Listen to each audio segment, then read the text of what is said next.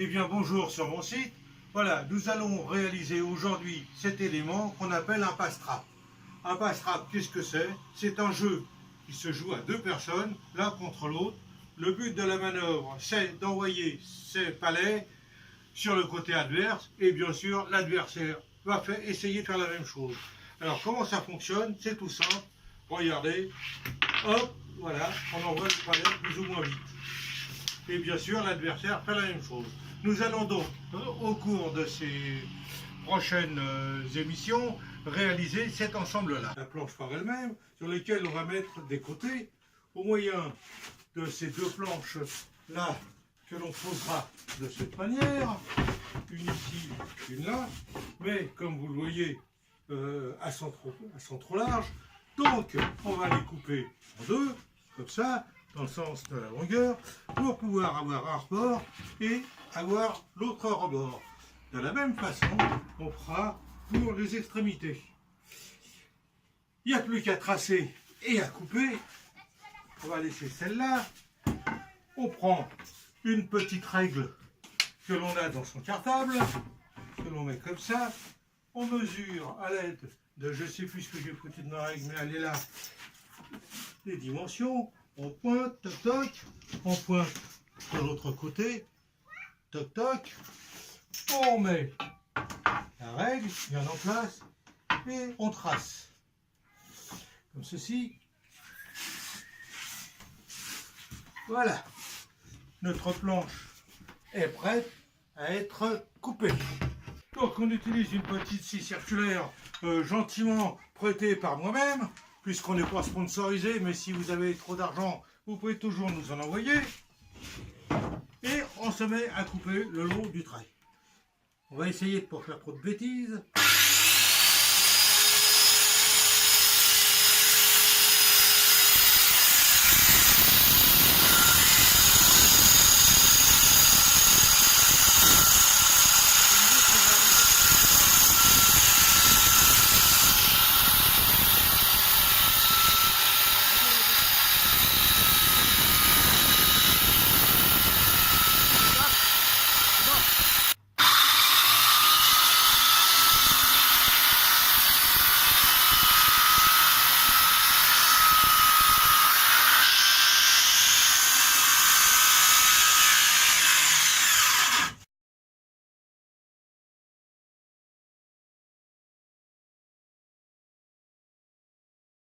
Là pour le deuxième jour, on va continuer notre truc là, parce que, comme dirait l'autre, on n'est pas d'ici, hein. Il faut quand même qu'on fasse ça avant la fin des vacances, hein.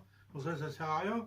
Pour vous rappeler, la dernière fois, on avait préparé les deux bords extérieurs, que j'avais coupé avec machin, et en vous attendant, comme on n'avait rien à foutre, on a profité pour les couper à longueur, celle-là et celle-là, et puis pendant qu'on y était, hein, puisqu'on avait sorti la scie, on a fait les deux morceaux qui vont en bout.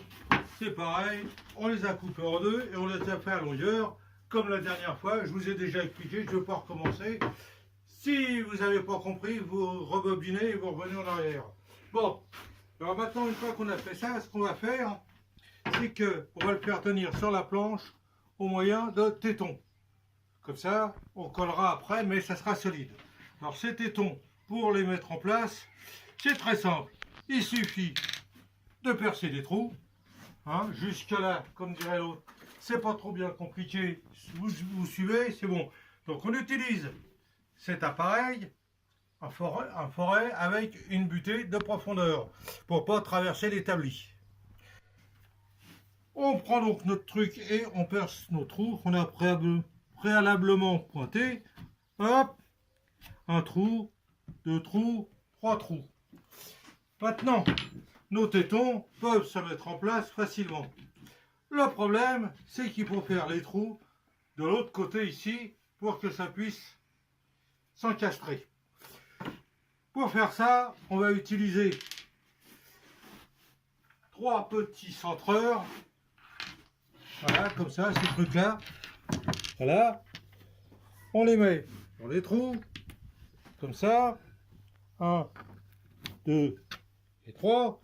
C'est balèze, il y a 3 trous, il y a 3 centreurs. On a l'impression qu'ils l'ont fait exprès.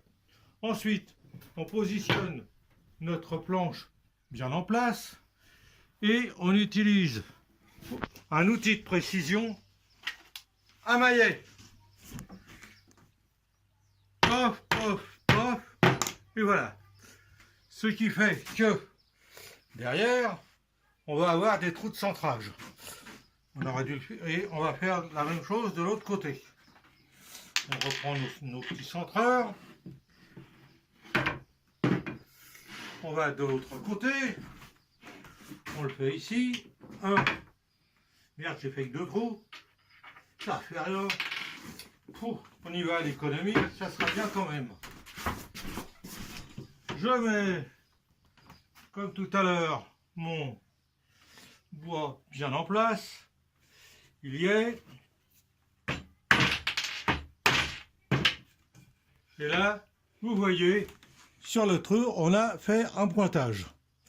Il suffit maintenant, à cet endroit-là, de percer. Pour que ça soit propre et que le trou soit bien perpendiculaire, on va utiliser une perceuse à colonne, toujours avec notre outil. Voilà. On met la perceuse dans la colonne, on serre, on branche, ça peut servir.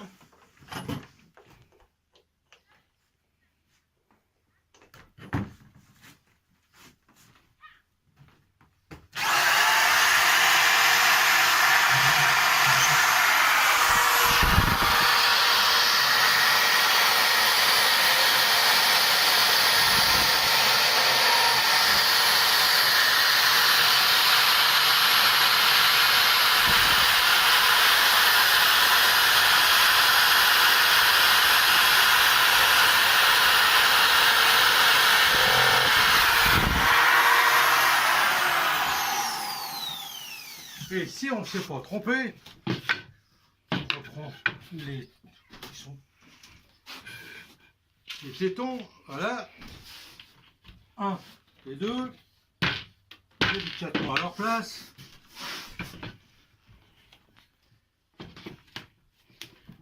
Et voilà. Par exemple, c'est pas assez profond. Touché, non, c'est la barre qui est mieux. Ça fait rien, c'est bon. Donc on a fait celui-là. On a fait l'autre extrémité. Voilà. 1, 2 et 3.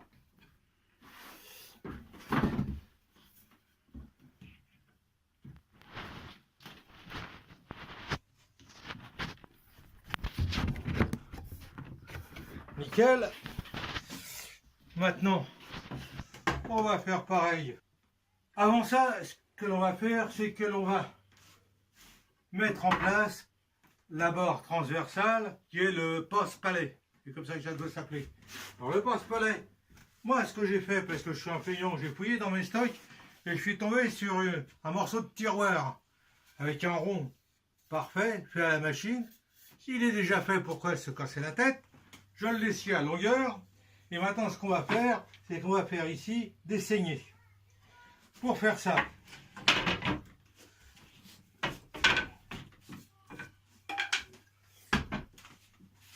et pour que ça soit bien en place, on va les faire ensemble.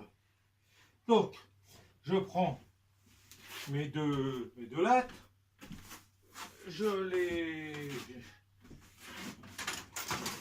les fixe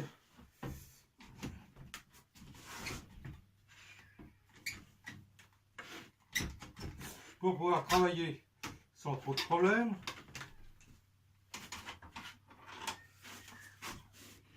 Voilà.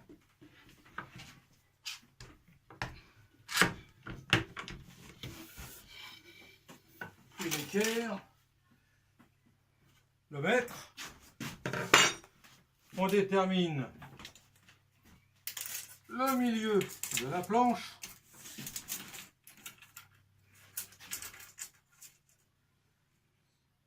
On a 50, 54 et demi. 54 et demi, ça doit faire par là. Je fais un repère. Je positionne avec une équerre mon morceau de bois. Je fais le tracé d'épaisseur. Ça glisse cette connerie. Le tracé d'épaisseur, voilà. Je vais donc faire une saignée de façon que ce bois vienne se glisser comme ça. Pour faire ce travail-là, et le faire soigner, je vais utiliser l'équerre comme étant un guide et je vais prendre cet outil magique qui s'appelle une défonceuse. Une défonceuse sur laquelle j'ai adapté une lame qui va me permettre de faire cette saignée. Je règle la profondeur de coupe, je verrouille, je me cale sur l'équerre pour faire une saignée bien perpendiculaire et je peux faire mon tracé. Comme ça, je le fais en plusieurs passes pour ne pas fatiguer l'outil et avoir quelque chose d'impeccable. Une fois que c'est terminé, voilà à quoi ça ressemble. Hop, magique, il n'y a qu'à les retourner, c'est déjà fait. Et vous voyez que ma pièce s'encastre parfaitement. On a donc préparé des saignées pour mettre le bord au milieu. Bon, on va peut-être juste s'arrêter là parce qu'il fait chaud, on va boire un coup et on revient dans 5 minutes.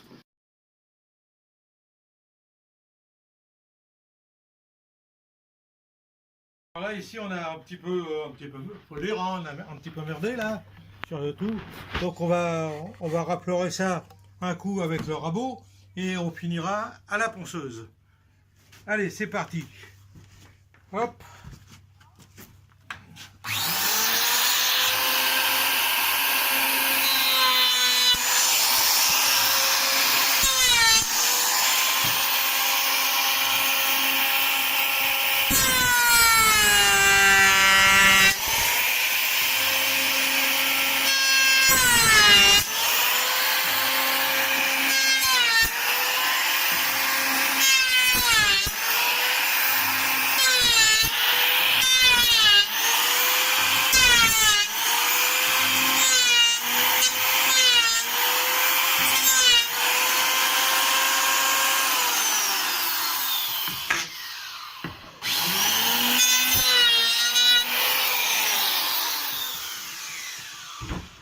Maintenant, un petit coup à la ponceuse. La ponceuse, elle est passée où? La voilà. Allez.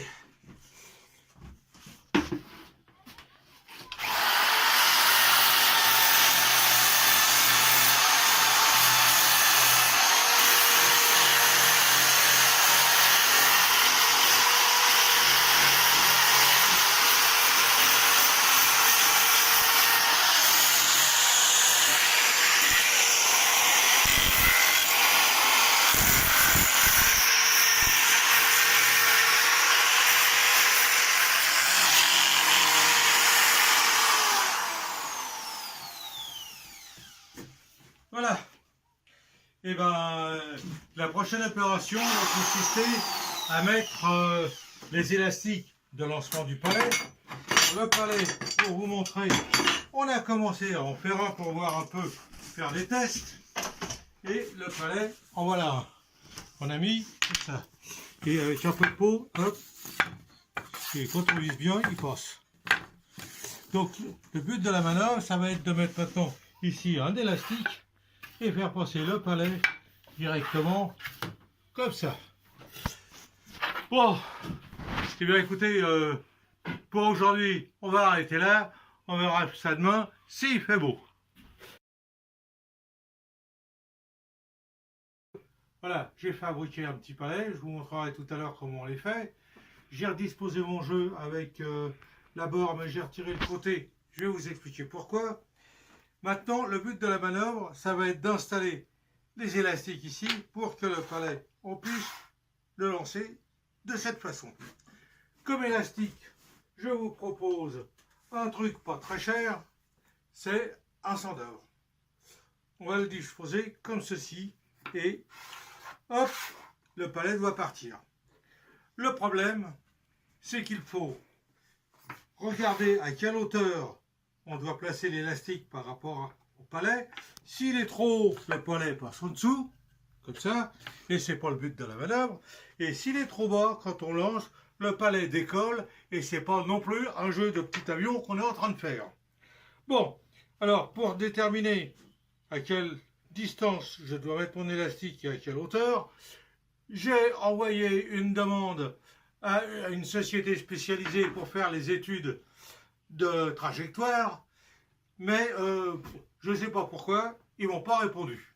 Bon, à mon avis, ils ont perdu la lettre. Alors ce qu'on va faire, on va débrouiller tout ça là, et on va faire des essais. Donc, j'ai prévu, pour faire des essais, de retirer les côtés et utiliser deux chutes que j'avais précédemment quand j'ai coupé les côtés, il me restait des chutes. J'ai donc fait un certain nombre, je vais vous montrer ça, de trous ici à hauteur différente, et comme je tiens le palais avec des serre-joints, je peux modifier la distance. Mes essais scientifiquement prouvés ont démontré avec certitude que je suis en train de merder, que la distance optimum, ni trop haut, je vais y arriver, ni trop loin, était de 8 cm. Et que la hauteur de l'élastique par rapport à la table était de 3 mm. Ce qui fait que je vous démontre, celui-là il est pas placé là où j'aurais souhaité, voilà, c'est beaucoup mieux. Je vous démontre, vous êtes prêts? Attention, première mondiale. Génial, du premier coup on gagne. Hop, terminé. Ça c'est du jeu. Bon, ça c'est un montage de test, c'est bien, mais maintenant il faut faire ce montage-là sur les bords définitifs. Donc je récupère l'élastique de ce truc-là, celui-là de la même manière, je vais récupérer cet élastique. Pour passer, il me faut un petit outil supplémentaire. Voilà, restons calmes et on ne se laisse pas embêter par l'adversité. Je peux enlever les deux crochets qui ne me servent à rien. Me voilà à la tête des deux élastiques, un pour chaque côté. Maintenant, on va tracer les trous qu'on a prévus ici, et on a dit 8 cm à partir du bord, c'est-à-dire ça nous l'amène quelque part ici, et à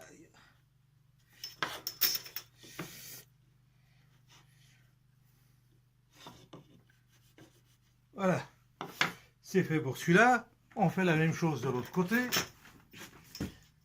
Hop, 8.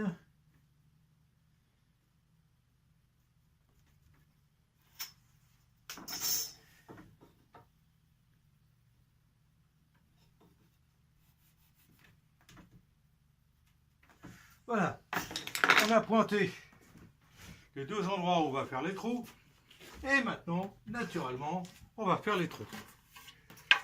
Pour que ça soit bien symétrique, on met les deux planches l'une à côté de l'autre. On les serre dans l'étau,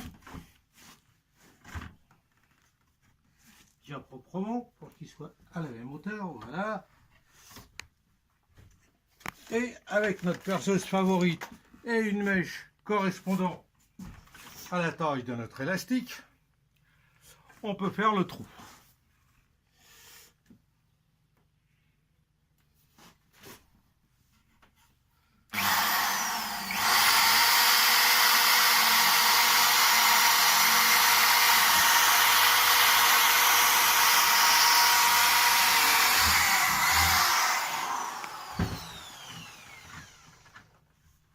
Même chose de l'autre côté.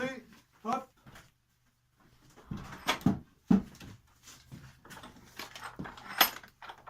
C'est bon là?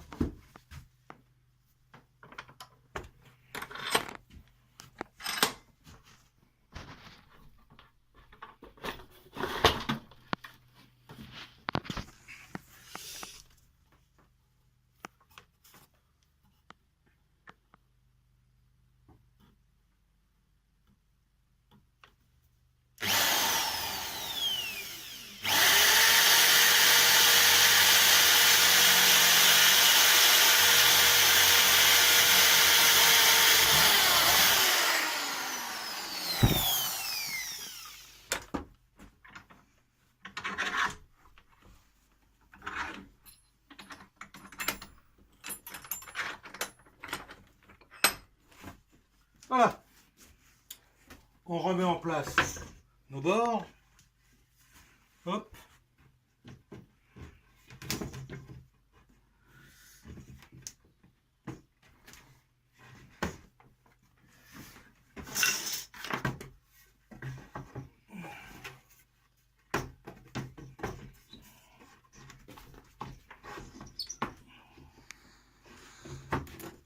Et voilà. Maintenant, notre élastique.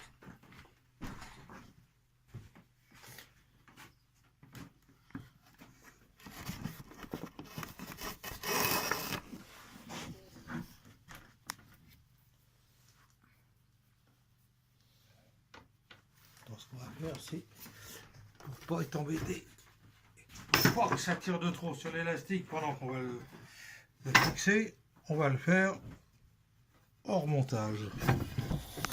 C'est ça le plus enquiquinant.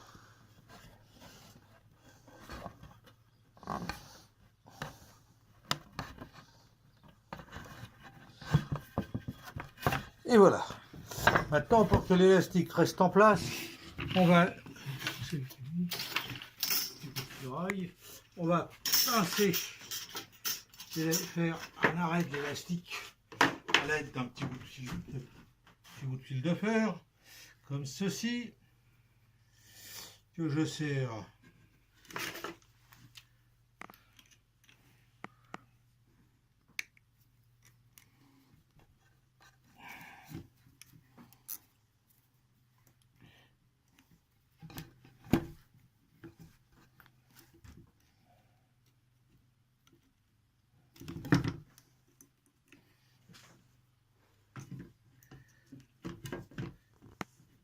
il fait toujours aussi chaud dans cette baraque. Voilà.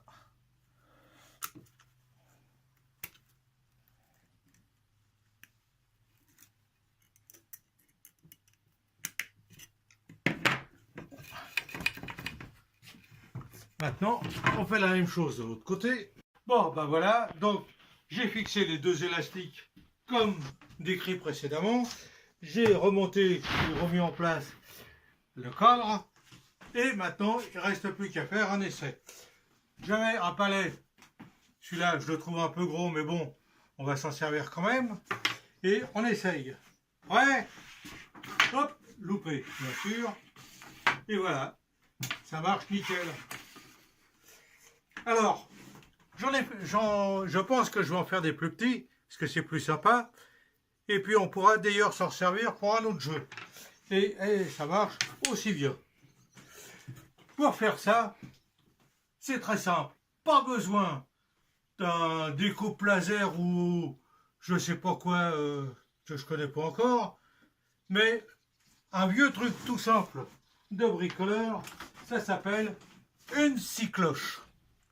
Il y en a des lames de différents diamètres. Vous en servez chez vous pour faire un trou, pour mettre un interrupteur. Moi, je vais m'en servir pour faire ça. On a été acheter une baguette avec la bonne épaisseur et le diamètre qui va bien. On va donc pouvoir maintenant essayer de faire un trou. Voilà. On se centre approximativement et on y va.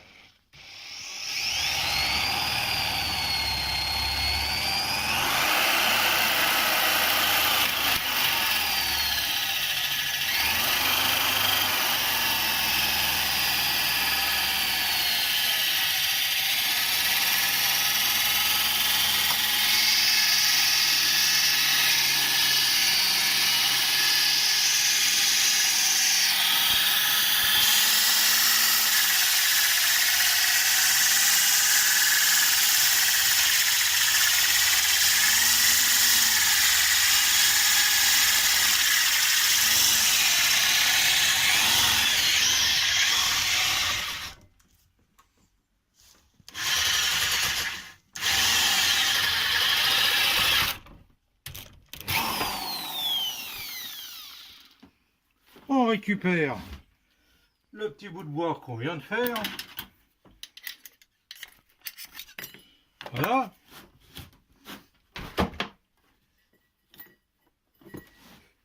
ce qui nous fait à peu près la même chose en moins beau. Il ne reste plus qu'à poncer ce truc-là sur une petite ponceuse qu'on a là-bas. Hop, on change de quartier.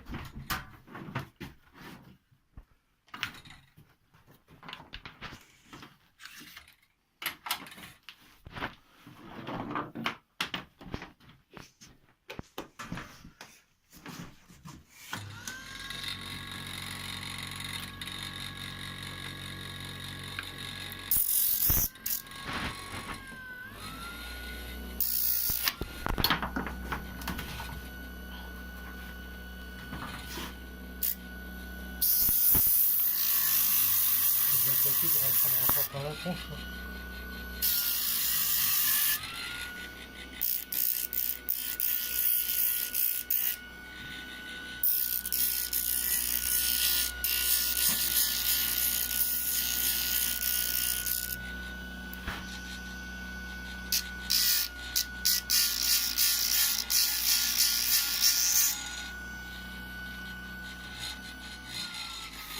Et voilà le modèle identique.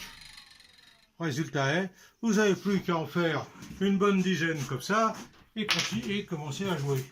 On a terminé la première partie, c'est-à-dire faire un jeu de palais comme c'était prévu. Mais on s'est dit, c'est quand même un peu idiot d'avoir une belle table comme ça juste pour jouer sur un palais, alors que des fois, votre copain, pour jouer avec vous, il n'est pas là parce que soit il en avait marre de votre tronche ou qu'il est parti faire ses courses. Donc j'ai pensé à une chose, c'est que si on retirait la partie centrale, on se retrouvait avec un jeu assez grand qui pouvait très bien nous servir de jeu de quilles. À savoir, on positionne des petits bâtonnets comme ça, ou des quilles, ou ce que vous trouvez, ou enfin, un truc pas cher parce que c'est juste pour jouer. Et à ce moment-là, on peut refaire un jeu style bowling. Et c'est plus facile à dire qu'à faire.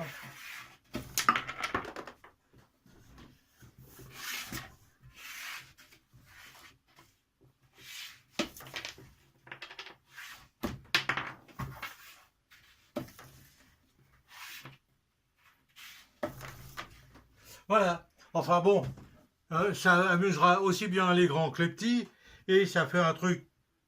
Vous avez passé plus de temps à le fabriquer qu'à jouer, mais c'est pas grave, on est là pour passer le temps. Eh bien, merci d'être resté avec nous tout au long de ces vidéos. J'espère que le jeu vous plaît. N'hésitez pas à le faire connaître sur d'autres sites, bien sûr à le liker, et si vous avez des conseils et des suggestions à faire, n'hésitez pas non plus. De même, si un autre jeu vous intéresse, faites-moi parvenir vos idées, nous regarderons ensemble ce que nous pouvons faire. Eh bien, encore merci et à très bientôt.